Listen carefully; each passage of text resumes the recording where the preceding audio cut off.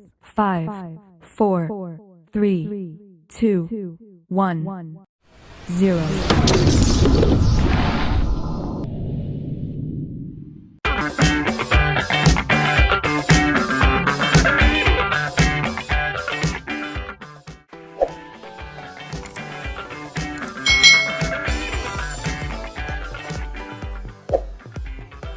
Hai hai hai, selamat datang di channel YouTube Kak Citra. Apa kabar adik-adik semuanya? Kak Citra berharap kalian dalam keadaan yang baik, sehat, dan siap untuk belajar ya. Hari ini kita akan belajar bersama-sama untuk mata pelajaran tematik kelas 5 di tema 1, organ gerak hewan dan manusia, subtema 2, manusia dan lingkungan, pembelajaran yang ketiga. Mari adik-adik kita belajar dengan penuh semangat ya. Adik-adik yang hebat, Indonesia merupakan bangsa yang dikaruniai Tuhan dengan sumber daya alam yang sangat beragam dan melimpah, mulai dari keragaman potensi alamnya sampai keadaan penduduknya. Nah, sudahkah semua itu dimanfaatkan secara bertanggung jawab? Mari kita cari tahu bersama-sama adik-adik. Di sela-sela istirahat, Pak Anto dan Beni memperhatikan lingkungan alam sekitar. Di sebelah timur mengalir sungai dengan aliran airnya yang jernih dan deras. Di sebelah barat terbentang luas ladang sayur. Di sebelah utara berbaris perbukitan yang dipenuhi dengan berbagai pohon. Adapun di sebelah selatan berdiri tegak gunung tempat hidup berbagai tumbuhan dan satwa. Pak, saya merasa sangat beruntung lahir dan hidup di Indonesia. Tanahnya subur dan alamnya sangat kaya, kata Beni. Beni, kekayaan dan keberagaman yang dimiliki oleh bangsa Indonesia tidak sebatas sumber daya alamnya saja, namun juga kondisi kependudukannya. Jumlah penduduk Indonesia sekarang ini sekitar 254 juta jiwa. Wah, saya makin bangga jadi anak Indonesia, sahut Beni. Penduduk tersebut tersebar hampir di 13.466.000 pulau yang ada.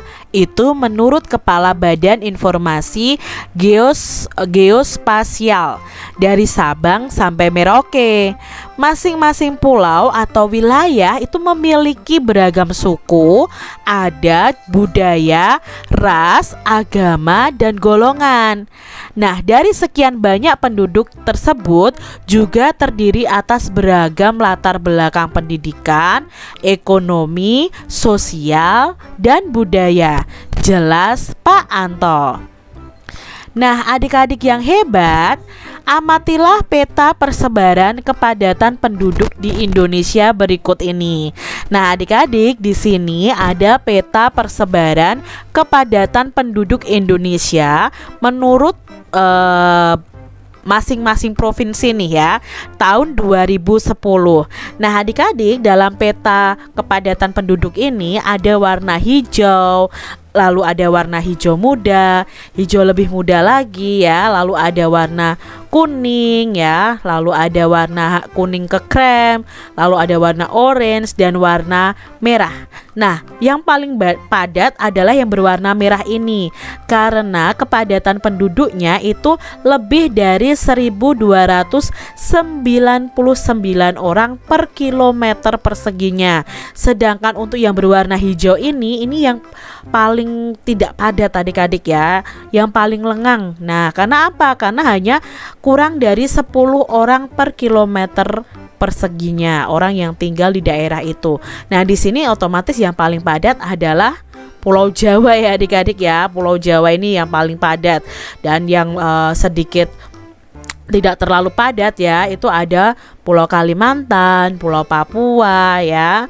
Lalu yang agak padat itu ya ada Sumatera, ada Sulawesi, ini agak padat ya, ada Lampung, ada Nusa Tenggara Barat, Nusa Tenggara Timur. Ini termasuk yang sedikit padat. Nah, itu ya, yang paling padat adalah Pulau Jawa.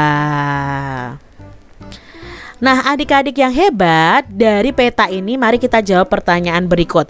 Yang pertama, pulau manakah yang paling padat penduduknya di Indonesia? Nah, pulau yang paling padat penduduknya ya di Indonesia adalah Pulau Jawa. Lalu dari peta ini, pulau manakah yang paling sedikit penduduknya di Indonesia? Berdasarkan peta kepadatan penduduk ini, yang paling sedikit adalah Pulau Papua. Ya, di sini juga Pulau Papua, bisa juga Pulau Kalimantan. Ini paling sedikit penduduknya, adik-adik. Pertanyaan berikutnya, berapakah jumlah kepadatan penduduk untuk Provinsi Lampung? Nah, ini ya, Provinsi Lampung itu warnanya kuning krem-krem begitu. Itu sekitar 200 sampai 599 orang per kilometer perseginya. Itu kepadatan penduduk di Provinsi Lampung. Pertanyaan berikutnya adik-adik, berapakah jumlah kepadatan penduduk provinsi dari Papua Barat? Nah, di Papua Barat ini kurang dari 10 orang per kilometer perseginya ya, karena warnanya hijau seperti ini. Nah, adik-adik yang hebat, menurut kalian berapakah jumlah kepadatan penduduk provinsi tempat tinggalmu? Nah, misalnya kalian tinggal di Jawa, itu lebih dari 1299 per kilometer persegi. Itu khususnya untuk yang di Jawa Tengah. Karena Kak Citra tinggalnya di Semarang, itu termasuk daerah padat penduduknya. Nah, adik-adik yang hebat, di sini wilayah Indonesia itu sangat luas dan berupa kepulauan, telah mengakibatkan adanya keberagaman penduduknya. Salah satunya adalah keberagaman suku yang ada di Indonesia. Amatilah peta persebaran suku-suku bangsa yang ada di Indonesia ini. Nah, di Sumatera ya adik-adik ya. Lalu di Jawa ya ada suku Jawa, ada suku Sunda ya. Lalu di Bali ada suku Bali. Lalu di Kalimantan ada suku Ngaju, suku Melayu, ada suku Banjar, ada suku Dayak ya. Kalian lihat di sini di Sumatera ya, banyak sekali sukunya. Nah, ini suku-suku bangsa yang ada di Indonesia dari Sabang sampai Merauke. Wow, banyak sekali ya adik-adik ya. Satu provinsi saja itu ada beberapa suku adik-adik. Nah, kalian bisa ketahui ini.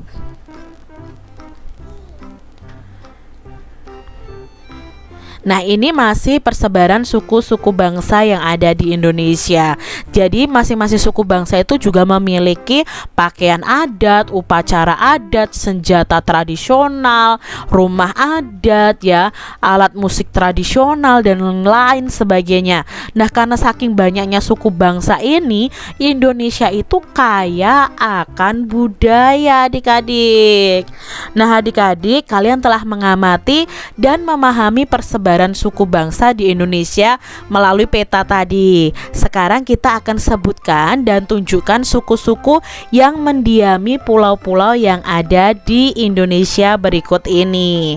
Nah, di sini ada peta ya. Lalu nanti ada sukunya ya. Kita akan pelajari bersama. Nah, kita akan tarik garis lurus. Yang pertama adalah suku Jawa ya. Ini Pulau Jawa. Berarti suku Jawa itu yang ini adik-adik ya. Ini adalah baju tradisionalnya dari suku Jawa. Lalu ini adalah Pulau Sumatera. Nah, Pulau Sumatera, nah ini baju adatnya seperti ini sukunya ya. Lalu ini ada Kalimantan ya. Kalimantan itu yang terkenal ada suku Dayak ya. Kalau Sumatera itu ada Batak ya. Nah, ini adalah ini nih ya, yang memakai baju seperti perang ini. Dan biasanya ada tari-tarian yang memakai baju adat seperti ini. Lalu Sulawesi itu pakaian adatnya dari suku Sulawesi adalah seperti ini. Lalu ini Papua Barat. Nah, Papua Barat itu ini adik-adik ya. Nah, lagu yang terkenal dari Papua itu adalah Yamko Rambi Yamko dan lain sebagainya. Lalu di sini ada Kepulauan Nusa Tenggara, ada Nusa Tenggara Barat dan Nusa Tenggara Timur. Nah, ini adalah pakaian adatnya.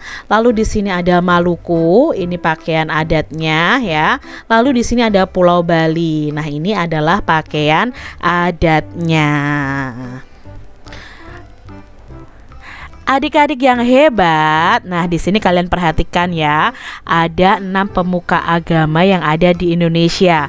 Selain keberagaman suku bangsa, Indonesia itu juga dianugerahi keberagaman agama. Saat ini ada 6 agama yang diakui oleh pemerintah untuk dianut masyarakatnya. Ada Islam, Kristen, ada Katolik, ada Buddha, ada Hindu, dan ada Konghucu. Adapun Islam ini menjadi agama dengan jumlah pemeluk terbesar di Indonesia. Berilah tanda-tanda seperti berikut ini pada daerah-daerah di peta sesuai persebaran agamanya. Nah, untuk yang berwarna biru itu adalah mayoritasnya adalah penduduk beragama Islam. Kalau merah ini Katolik, kuning itu Buddha, orange itu Kristen, ungu itu Hindu, dan pink itu Konghucu ya. Nah, ini adalah peta persebaran daerah-daerah ya, persebaran agama di Indonesia. Pulau Sumatera, Pulau Jawa itu kebanyakan mayoritas adalah beragama Islam ya. Aceh itu beragama Islam, lalu Papua itu Kristen ya. Lalu Bali itu Hindu kebanyakan ya adik-adik ya. Nah, kalian bisa mencari tahu melalui Google tentang peta persebaran agama di Indonesia. Nah, adik-adik yang hebat, wah, beragam sekali ya penduduk di Indonesia ini. Kita patut bangga dengan keberagaman yang ada di Indonesia ini adik-adik. Jadi untuk mengetahui keberagaman kondisi penduduk Indonesia, bisa kamu mulai dengan mengamati lingkungan tempat tinggal kalian ya. Kalian bisa melakukan wawancara nih dengan orang tua atau perangkat RT, perangkat RW, kepala desa, ataupun tokoh masyarakat. Nah, adik-adik, kalian bisa wawancara mengenai lingkungan mereka. Kalian bisa melakukan wawancara dengan kelompok belajar kalian ya. Untuk saat ini kalian bisa wawancara dengan orang tua kalian. Nah, dalam wawancara adik-adik, kalian harus mempersiapkan beberapa hal dulu. Yang pertama yang harus kalian persiapkan adalah tentukan nih tempat dan waktu wawancaranya. Yang kedua, tentukan korespondennya atau orang yang diwawancarai. Lalu tentukan tugas masing-masing anggota, siapkan peralatan, dan susunlah pertanyaan terlebih dahulu dengan baik untuk yang kalian tanyakan kepada koresponden atau narasumbernya. Jadi kalian susun dulu pertanyaannya. Nah, setelah itu kalian mewawancarai. Misalnya tema wawancaranya adalah wilayah tempat tinggalku adalah Indonesia kecil. Nah, hal yang menjadi perhatian di sini adalah tentang agama penduduknya, suku penduduknya, tingkat ekonomi, dan tingkat pendidikannya. Nah, setelah kalian mewawancarai, kalian bisa membuat laporan seperti ini. Misalnya judulnya Desaku yang Kaya. Secara fisik luas desa kalian berapa? Lalu batas-batasnya apa? Misalnya di sebelah timur apa, sebelah selatan apa, ya, lalu sebelah utara apa, sebelah barat apa. Kalian bisa tanyakan kepada Pak RT mungkin ya. Lalu kondisi alamnya bagaimana? Lalu berikutnya laporannya adalah tentang non-fisik. Non-fisik ini adalah tentang agamanya yang dianut, kebanyakan apa, lalu suku penduduknya apa, tingkat penduduk ekonominya apa. Biasanya tingkat ekonomi ini berdasarkan pekerjaan yang paling banyak di anut atau dilakukan oleh orang-orang yang ada di sekitar kalian. Lalu tingkat pendidikannya bagaimana? Nah, kalian bisa bertanya kepada orang tua atau kepada tokoh RT, RW, tokoh masyarakat lainnya. Nah, adik-adik yang hebat, di sini ada bacaan nih tentang kerukunan umat beragama di Indonesia. Mari kita simak bersama ya. Kerukunan umat beragama merupakan bentuk hubungan antar manusia yang damai berkat adanya toleransi beragama. Nah, toleransi beragama adalah suatu sikap saling mengerti dan menghargai tanpa adanya sikap membeda-bedakan dan mengecilkan umat agama lain. Kita tidak boleh mengecilkan umat agama lain ya adik-adik ya. Nah, kerukunan umat beragama itu sangat penting loh bagi bangsa Indonesia untuk mencapai kesejahteraan hidup. Seperti yang telah kita ketahui bahwa Indonesia itu memiliki keragaman yang begitu banyak. Salah satunya adalah keragaman agama. Meskipun mayoritas penduduk Indonesia itu memeluk agama Islam, namun ada beberapa agama lain nih yang dianut, yakni Buddha, Hindu, Kristen, Katolik, dan Konghucu. Nah, setiap agama tentunya itu memiliki aturan masing-masing dalam menjalankan ajaran agamanya.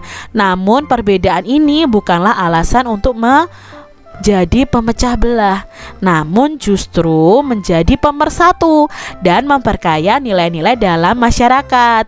Sebagai satu saudara dalam tanah air yang sama, kita itu harus menjaga kerukunan umat beragama agar bangsa dan negara kita tetap menjadi satu kesatuan yang utuh. Nah, adik-adik yang hebat, Tri Kerukunan Umat Beragama itu merupakan program yang dicanangkan pemerintah untuk menciptakan kehidupan beragama damai dan rukun. Nah, program ini menghendaki adanya kerukunan antar umat beragama dalam satu agama atau intern umat beragama. Lalu kerukunan antara umat beragama yang satu dengan agama yang lain, dan kerukunan antara umat beragama dengan pemerintah. Nah, hal ini dilakukan untuk mencegah munculnya konflik atau masalah dalam kehidupan beragama. Jadi Tri Kerukunan Umat Beragama ini sangat penting ya adik-adik ya. Nah, Tri Kerukunan Umat Beragama ini bertujuan agar masyarakat Indonesia itu bisa hidup dalam kebersamaan meskipun banyak perbedaan adik-adik. Nah, program ini harus diwujudkan agar tidak terjadi pengekangan dan pengurangan hak-hak dalam menjalankan ajaran agama seperti dalam pendirian rumah ibadah, pelaksanaan ibadah dan hari besar keagamaan, serta penyiaran agama. Adik-adik yang hebat, nah Tri Kerukunan Umat Beragama ini dimulai dengan kerukunan antar umat beragama dalam satu agama atau bisa disebut dengan intern umat beragama. Nah, perbedaan pandangan dalam satu agama itu dapat memicu terjadinya konflik dalam agama itu sendiri. Oleh karena itu, perbedaan pandangan ini haruslah diupayakan agar tidak saling merasa bahwa pandangannya adalah yang paling benar. Lalu Tri Kerukunan Umat Beragama selanjutnya adalah kerukunan antar umat beragama yang memiliki pengertian kehidupan yang rukun antar masyarakat meskipun berbeda agama dan keyakinan.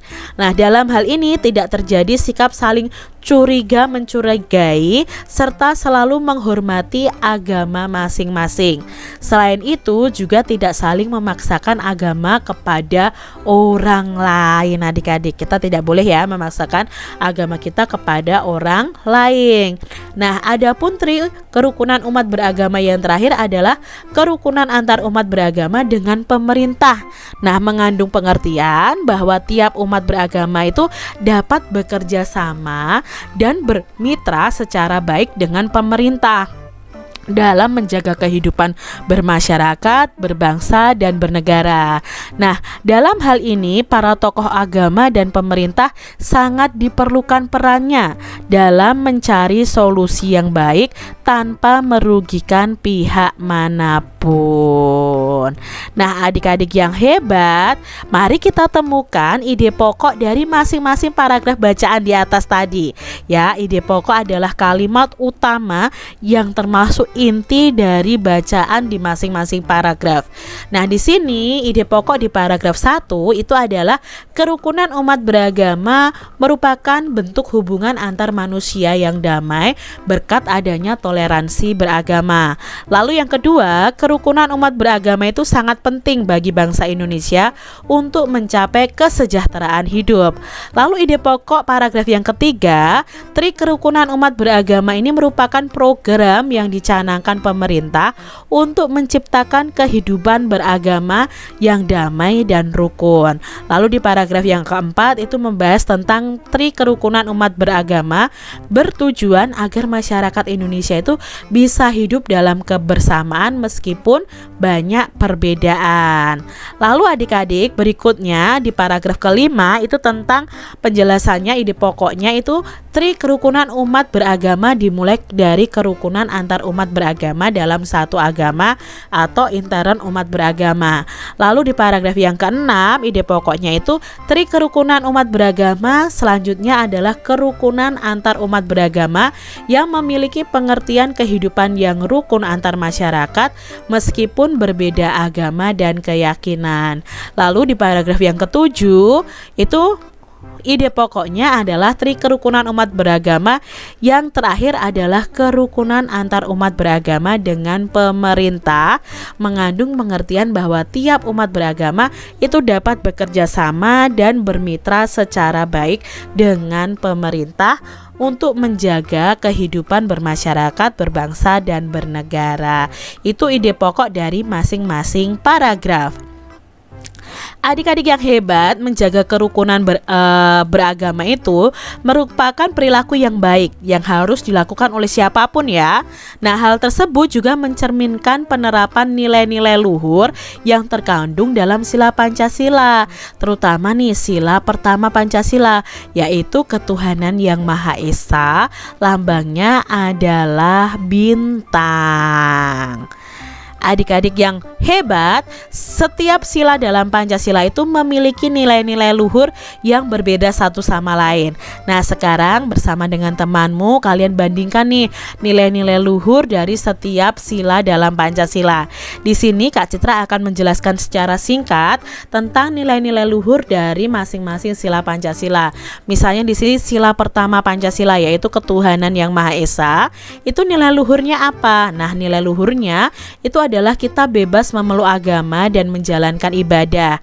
Lalu kita harus rajin beribadah, tidak memaksakan agama kepada orang lain, menghormati orang lain yang sedang beribadah, dan merayakan hari besar agamanya.